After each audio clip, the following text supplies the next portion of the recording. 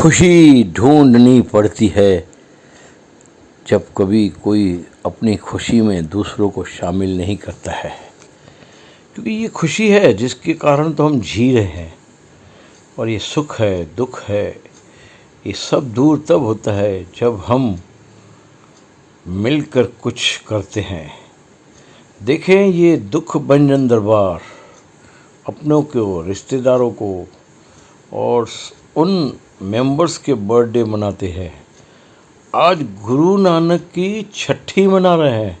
छठी माने छठवां दिन, जिस दिन गुरु नानक का नाम पड़ा था उसका छठी का दिन पूजा जाता है हिंदू संस्कृति के अंदर, सनातन संस्कृति के अंदर।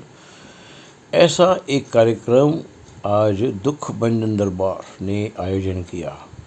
इसलिए मैं कहता हूँ कि खुशी तभी मिलती है जब हम अपनी खुशी में दूसरों को शामिल करेंगे। जब तक हम दूसरों को शामिल नहीं करेंगे तब तक खुशी कहाँ से मिलेगी। फिर भी कुछ लोग अपनी शादी, ब्याह, पार्टी, सगाई, ये वो, उसमें दूसरों को शामिल नहीं करते। लेकिन आज दुख भंजन दरबार में अपने गुरु की छठी मनाकर सबको शामिल